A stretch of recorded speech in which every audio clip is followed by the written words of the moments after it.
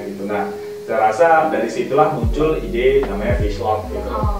Bisa fish logistik. Jadi kita juga masuk dalam komunitas startup perikanan ya. Saya rasa ada lebih dari 20-an startup perikanan ya yang ada di Indonesia. Kita bekerja di industri perikanan, kita melihat kita berkeliling seluruh Indonesia ya, hampir beberapa titik ikan di seluruh Indonesia ya. Saya ke Sumatera ya, ke Medan.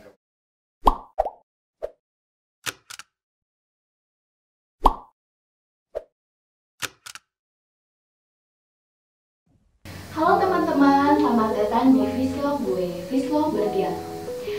Karena hari ini adalah episode pertama kita, jadi kita akan membahas atau bercerita mengenai perjalanan Mas Bayu nih dalam membangun startup perikanan di Indonesia. Kita sambut Mas Bayu, CEO kita. Selamat datang Mas Bayu. Selamat datang Mbak Tami, terima kasih udah diundang di podcast hari ini. Iya. Gimana nih kabarnya nih Mas Bayu? Hari ini sehat kan Mas Bayu? Alhamdulillah hari ini sangat sehat seperti biasa ya. Alhamdulillah, meskipun COVID ini sekarang kan udah mulai longgar ya, tapi tetap ya kita harus menjaga kesehatan kita gitu. Kita harus tetap menjaga protokol kesehatan lah. Ya, setuju.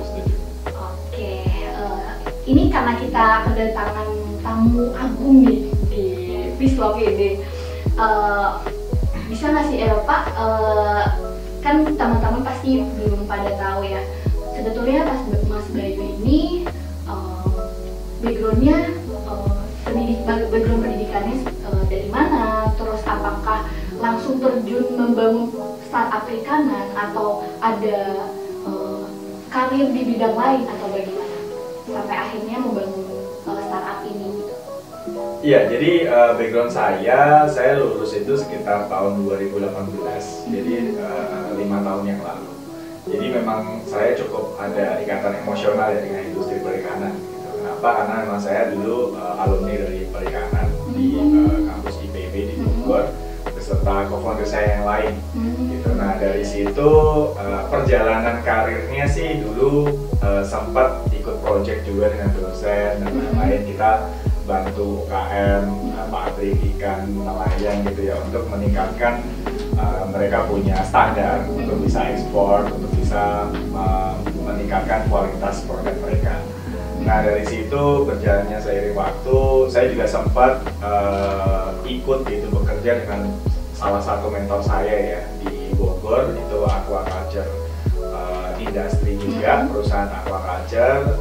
Beliau mendistribusikan produk-produk perikanan hidup di area Jabodetabek dan Jawa Barat gitu. Nah dari situ saya melihat tempat saya bekerja sebelumnya ya, itu bekerja sama dengan salah satu startup pertanian juga terusan Indonesia, dan saya melihat sepertinya kalau kita mau membangun industri perikanan, kalau kita menggunakan cara konvensional seperti yang sudah dilakukan oleh mentor-mentor sebelumnya, ya kita butuh paling nggak 10-20 tahun gitu untuk kita bisa berkembang, dan kita juga nggak tahu gitu di masa depan akan seperti apa industrinya. Sedangkan sekarang ada banyak perusahaan-perusahaan baru yang disebut startup tadi dengan kekuatan teknologi dan lain-lain, agile dan lain-lain, itu yang membuat saya rasa menarik nih gitu kalau kita bisa kembangkan industri perikanan dengan model startup gitu. Nah begitulah saat itu kita membangun Fishlog, bermula dari problem-problem yang kita temukan dari lapangan ketika saya selama 2-3 tahun sebelumnya itu bekerja, berkecimpung, bertemu juga dengan banyak stakeholders gitu, gak hanya nelayan tapi juga prosesor ikan, buyer, eksportir dan lain-lain. Oke. Berarti awal memulai ini di tahun 2018 itu ya, setelah lulus atau ketika kuliah juga udah mulai? Saat itu setelah lulus, jadi ketika kuliah saya dan co-founder saya Mas Reza, itu kita sempat juga diinvest oleh mentor saya juga. Tapi saat itu kami membangun UKM brand sosis dan bakso ikan, tapi saya lihat kalau kita bermain secara value added itu untuk men-scale kita punya produk itu cukup sulit gitu. Nah saya melihat sepertinya saya harus masuk ke lebih bagian hulu, bagian supply. Jadi di situ kita bisa men-scale produk kita, makanya jadilah Fishlock gitu. Jadi Fishlock itu terbentuk karena memang kita melihat potensi di industri middle chain nih. Middle chain itu artinya bukan langsung directly ke nelayan, tapi gimana kita mendigitalisasi titik-titik distribusi, titik-titik processing, sehingga utilitas dari processing itu bisa lebih meningkat gitu. Itu yang kita lihat dari sudut pandang Fishlock. Oke. Nah, pada saat perjalanannya itu ada nggak sih kayak motivasi atau trigger dari Mas Bayu ini dalam membangun Fishlock tuh apa sih gitu? Iya, jadi motivasinya adalah dulu saya balik lagi karena saya alumni perikanan ya. Saya melihat teman-teman saya ternyata nggak banyak yang berkarir di industri perikanan gitu. Dulu saya dan co-founder saya itu idealis gitu untuk kita bisa bekerja atau berwirausaha di industri perikanan. Itu saat zaman dulu ya gitu, 3 tahun yang lalu. Setelah kita bekerja di industri perikanan, kita melihat kita berkeliling seluruh Indonesia ya, hampir beberapa titik ikan di seluruh Indonesia ya. Saya ke Sumatera ya, ke Medan, kemudian ke Banyuwangi, ke mana-mana lah, Makassar, Bitung dan lain-lain. Saya melihat memang potensinya besar sekali gitu, banyak hal yang tidak efisien gitu ya, dan tidak maksimal, produktivitinya juga rendah. Nah, saya rasa itu potensi yang besar. Di sisi lain juga saya punya banyak support system, mentor ya, yang mereka bukan dari industri perikanan, masuk ke industri perikanan. Saya juga mengambil sudut pandang dari mereka. Saya ingat mereka punya statement bahwa Indonesia itu kekuatannya sebenarnya di natural resource gitu ya. Kita punya natural resource yang sangat besar gitu. Makanya kalau kita bicara mengenai natural resource, seperti kemarin Pak Presiden datang ke Elon Musk gitu ya, kita punya nikel banyak, itu kan natural resource juga. Kemudian kelapa sawit, minyak goreng gitu ya, termasuk industri aquaculture atau fisheries gitu, itu juga natural resource yang kita punya gitu. Saya rasa kalau Indonesia kita optimalkan natural resource-nya, saya rasa kita bisa menang gitu, daripada kita hanya membuat Indonesia sebagai market aja gitu. Nah, kita harus buat Indonesia sebagai produsen. Nah, saya rasa industri perikanan, karena memang saya dan co-founder saya punya product knowledge dan teman-teman stakeholders yang cukup kuat pada saat itu di usia yang sekarang. Nah, kita merasa bahwa sepertinya kita akan fokus di sini gitu, dan dari situlah mulanya, dan semakin menggulung ya, kita ketemu banyak orang, kita memvalidasi ide kita gitu. Sampai sekarang kita masih mengiterasi ide modelnya Fishlock yang bisa kita kembangkan seperti apa, tapi sepanjang jalan ya kita ketemu orang dan semakin diperkuat, semakin didukung sih dengan stakeholders, termasuk mitra-mitra Fishlock yang sekarang. Oke. Terus aku sedikit penasaran nih, kenapa sih kok akhirnya namanya tuh jadi Fishlock gitu? Itu awal mulanya itu dari mana gitu? Iya, jadi itu menarik sih. Dulu kita terinspirasinya dari Bulog ya. Jadi kan Indonesia itu kan punya Bulog ya, badan usaha logistik ya. Mereka milik pemerintah, fokus di beras ya, market share-nya mungkin sekitar 20-30% total market share seluruh Indonesia. Nah, dari situ saya melihat Bulog itu kan tugasnya sebenarnya mulia ya, karena punya pemerintah ya. Jadi ketika lagi panen raya pasti harganya turun gitu ya. Nah, dia punya mandat untuk membeli beras dari petani kan, supaya harganya bisa stabil.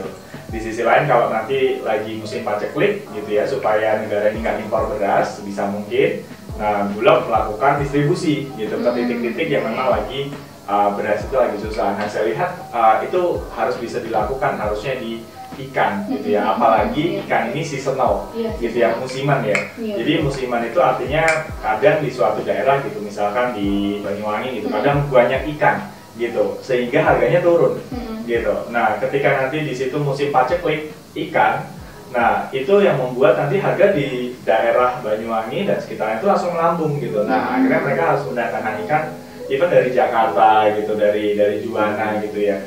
Nah, kestabilan ini yang saya rasa harus di solve gitu, availability stock kita sebutnya gitu. again karena ini seasonal pasti lebih challenging lagi. Kalau kita ngomong beras atau aquaculture product itu kan di farming ya, di budidaya, dan kita bisa ukur gitu. Oh misalkan 3 bulan lagi kita panen gitu. Nah saya rasa dari situlah muncul ide namanya fish log gitu. Bisa fish logistik, bisa fish logbook, bisa fish logging juga gitu. Apapun itu, yang penting spiritnya itu adalah gimana kita menghubungkan connectivity antar cold storage, gudang penyimpanan ya, sehingga ada kestabilan stok, kestabilan harga, dan kestabilan pasokan untuk supply maupun demand. Oke, berarti misinya memang pengen jadi bulognya perikanan nih ya, berarti Fishlog ini? Iya, gampangnya seperti itu. Oke, jadi supaya masyarakat maupun petani maupun stakeholder yang ada di perikanan ini juga bisa mengontrol si harga dan si stoknya komoditi ikan ini, begitu ya? Iya, betul. Oke. Nah terus apa sih bedanya Fishlog sama startup perikanan yang ada di Indonesia? Karena kan ada beberapa, ada yang memang bidangnya di aquaculture, terus ada juga yang di mungkin perikanan tangkap. Itu apa sih bedanya Fishlog sama startup lainnya gitu? Iya betul. Jadi kita juga masuk dalam komunitas startup perikanan ya. Saya rasa ada lebih dari 20-an startup perikanan yang ada di Indonesia. Mungkin kita ekosistem terbesar lah. Saya bisa bilang ekosistem terbesar di dunia ya. Kenapa? Memang karena potensinya besar banget di Indonesia. Nah, dari setiap ide startup itu pasti punya diferensiasi gitu. Jadi masalah di perikanan itu kan besar banget ya. Ada masalah di bagian supply, masalah produktivitas nelayan gitu ya, ada masalah konektivitas logistik gitu ya, ada masalah akses terhadap market, ada masalah kualitas ikan itu sendiri nggak standar gitu ya, ada masalah mengenai sulitnya ekspor dan lain-lain, banyak banget gitu. Jadi saya rasa startup yang bagus adalah memang dari awal tuh kita fokus dulu nih, karena kita punya resource yang terbatas gitu ya, resource baik itu human resource gitu ya, capital, sama yang paling penting waktu gitu. Kita nggak bisa bikin solusi yang solving all of the problem gitu, nggak bisa gitu. Jadi kita harus fokus, makanya ada startup yang fokus di aquaculture juga ada startup yang fokus di beberapa komoditas tertentu, misalkan udang gitu ya, even itu udah aquaculture tapi dia fokus ke udang. Jadi memang di situ juga banyak masalah gitu. Nah yang membedakan Fishlog dengan yang lain adalah kita sekarang fokus di bidang konektivitas gitu, konektivitas antar cold storage, konektivitas antar rantai pasok itu sendiri gitu. Jadi banyak teman-teman yang fokus juga di nelayan gitu ya, petani ikan, dia meningkatkan produktivitasnya. Nah kalau Fishlog kita gimana caranya kita punya solusi untuk meningkatkan okupansi atau utilitas gitu ya, karena itu tadi kadang misalkan contoh di suatu daerah ketika lagi banjir ikan tuh itu cold storage langsung penuh tuh gitu. Nah dia harus mendeliver itu ke tempat yang lain gitu, nanti harga nggak stabil dan lain-lain. Nah itu yang pengen coba kita solve gitu, titik dimana konektivitas antar pemain gitu ya, starting dari cold storage itu. Karena saya rasa kalau ikan ini kan supply chain-nya macam-macam ya, ada yang fresh, ada yang frozen, ada yang live ya, ada yang chill gitu. Nah Fishlog sekarang fokus di frozen dulu. Kenapa? Karena itu kami rasa lebih scalable gitu ya, dan kita bisa simpan ikan itu bisa tahan lama gitu, bisa sampai 1 tahun kan. Nah dengan harapan seperti itu kita bisa menjaga kestabilan stok gitu. Jadi itu yang pengen kita lakukan di awal, kita pengen fokus ke sana sehingga nanti ketika kita bertemu dengan stakeholders, solusi itu yang kita tawarkan. Mungkin dia juga bisa menerima solusi dari startup yang lain, itu nggak apa-apa gitu, karena kita datang sebagai startup yang fokus pada solusi konektivitas dan meningkatkan utilitas itu. Oke. Mungkin Pak Bayu, Mas Bayu bisa di-spill kali ya, program atau produk-produk Fishlog ini ada apa aja sih gitu? Ya. Yang saat ini lagi digarap nih sama teman-teman di tim. Jadi produk komersial kita itu kita menstandarisasi produk-produk perikanan dari nelayan gitu. Jadi itu produk pertama kita gitu. Jadi kita bermain as aggregator maupun distributor gitu. Kita membeli ikan-ikan langsung dari nelayan, kita standarisasi produknya, kita label, kemudian kita kirim ke B2B buyers gitu. Dari situ kita juga value untuk B2B buyers itu kita memastikan kualitas gitu, termasuk ketika kualitasnya nggak sesuai mereka bisa retur dan lain-lain. Dan kita lakukan secara masif dengan kuantiti yang besar gitu. Jadi kita fokus ke B2B, kita nggak fokus ke B2C gitu. Makanya kalau misalnya buka website Fislar itu nggak bisa langsung beli ikan di situ karena kita nggak service B2C gitu. Kita mau fokus dapetin volume dulu supaya standarisasi bisa kita implement secara masif nih gitu. Nanti kalau kita udah punya titik-titik distribusi baru kita masuk ke B2C. Nah itu produk pertama kita di tahun lalu, kita fokus melakukan itu. Nah di tahun ini kita udah mulai mengembangkan produk pelayanan kita menjadi lebih ke ekosistem enabler. Bukan hanya sekedar player aja, tapi menjadi ekosistem enabler starting dari kita mendigitalisasi cold storage gitu. Jadi kita bekali mereka dengan warehouse management system, mereka bisa menggunakan itu.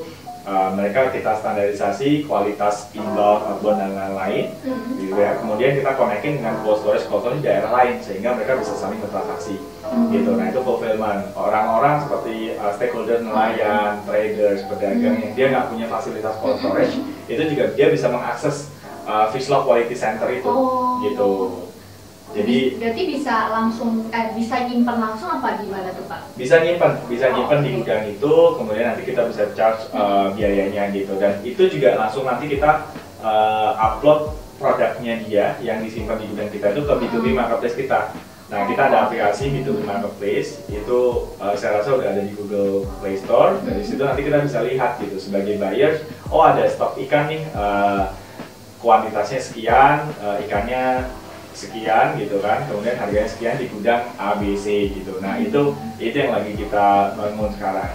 Yang ketiga yang nggak kalah menarik adalah kita punya produk financing ya, tapi financingnya itu bukan modalin nelayan untuk working capital dan lain-lain, tapi lebih ke inventory financing, namanya Fishpin gitu. Jadi kita membantu baik itu nelayan maupun B2B buyers ketika mereka naruh barang di gudang kita, kita bisa jadikan itu jaminan untuk kita bisa financing. Karena problem yang terjadi di nelayan itu biasanya seperti ini, ketika dia menangkap ikan ya, nah itu mereka berpikir bahwa sekarang tuh harganya lagi turun gitu ya. Nah dia rasa ketika kita jual kayak 2 minggu lagi atau 1 bulan lagi itu harga bisa naik gitu. Tapi dia nggak ada opsi untuk nahan barang. Kenapa? Karena dia butuh working capital itu, butuh cash itu untuk bisa melaut lagi gitu. Nah itu yang terjadi, akhirnya mereka terperangkap dengan tengkulak gitu ya, dengan loan shark loan yang ada dengan nanti entah dibeli dulu atau dikasih pinjaman dengan bunga tinggi gitu. Nah akhirnya kita punya solusi, ini juga solusi yang diminta oleh beberapa stakeholder juga, muncul dari mereka gimana caranya kalau Fishlog bisa membantu ngasih working capital, nilainya sekitar 70% dari total barang. Dari situ nanti mereka bisa melaut lagi, atau nanti kalau buyer dia bisa belanja lagi barang sehingga dia punya kestabilan stok gitu. Jadi ketika nanti barang itu dikeluarkan dari gudang baru dia bisa repay atau bisa mengembalikan capital itu. Nah ini permintaannya cukup bagus, cukup masif, termasuk para eksportir juga ya. Ketika dia misalkan nunggu 1 kontainer untuk ekspor itu kan nunggunya belum pasti ya, bisa seminggu, bisa 2 minggu, bisa sebulan sampai penuh gitu. Nah itu kita bisa bantu seperti itu gitu. Kita juga punya beberapa mitra yang dia kita bantu untuk fulfillment ekspor itu. Jadi kita bisa financing di situ. Gitu. Jadi bukan cuma untuk di lokal saja ya, ini untuk pembiayaan ini, tapi ekspor juga sekarang udah mulai banyak yang berminat ya gitu Pak. Iya, ada beberapa mitra kita yang memang kita bantu funding untuk ekspor juga. Oke. Terus ini kan Fishlog ini sangat berkembang pesat ya Mas Bayu, dari mulai 2018 mungkin ke 2022 ini terakhir juga dapat beberapa pendanaan ya, dapat funding dari Insina, terus dari beberapa angel investor juga ya, itu kebanyakan dari lokal juga ya Pak? Iya. Kalau tidak salah. Ya, jadi Fishlog kita start 2018 sebagai ide aja, karena saat itu juga kita masih bekerja, saya dan Mas Reza. Tapi secara legal kita itu di 2020 gitu. Jadi bulan Juli nanti itu kita 2 tahun. Oh, 2 tahun. Gitu. Ya? Nah, sepanjang perjalanan itu kita memvalidasi ide dan lain-lain. Memang challenge yang pertama adalah gimana kita punya ide yang benar-benar murni dari masalah yang ada, bukan kita buat-buat masalahnya. Karena orang perikanan gitu ya, cukup bias gitu. Bias itu kadang ketika kita memutuskan sesuatu itu nggak sesuai gitu dengan yang ada real, karena kita punya emotional attachment lah gitu terhadap industri gitu. Makanya kita harus benar-benar clear masalah apa sih yang mau kita selesaikan gitu. Nah, sepanjang jalan kita validasi. Alhamdulillah di tahun lalu, di akhir tahun lalu kita dipercaya oleh beberapa investor dari lokal maupun dari luar gitu ya, untuk mereka bisa turut membantu konsep kita, visi kita, ide kita untuk bisa dikembangin lagi gitu. Makanya kita kemarin kita closing funding kita yang pertama, seed funding. Itu ada beberapa investor institusi, ada juga beberapa angel investor juga gitu. Nah, personanya angel investor kami juga menarik nih, ada yang dari startup founders juga gitu ya, ada yang dari konsultan keuangan gitu, ada yang dari konsultan bisnis, termasuk ada juga dari pemain-pemain industri gitu. Jadi mereka mau gitu untuk turut serta membantu kita gitu. Ada pemilik pabrik, pemilik processing plant, eksportir, ada juga pemilik kapal juga gitu, pemilik kapal ikan juga. Nah, saya melihat memang kita pengen merangkul semua stakeholders yang kami rasa bisa membantu berkembangnya Fislog ke depan. Jadi nggak hanya sekedar investor ini punya capital, enggak gitu. Kita benar-benar seleksi investor mana, mitra mana, partners mana yang bisa kasih support kita secara luas gitu ya, baik itu hiring, baik itu mengkonekkan kita dengan investor yang lain, atau mereka punya value membantu kita secara teknis gitu, membangun organisasi, kemudian mencapai produk market fit dan lain-lain. Itu yang kita cari.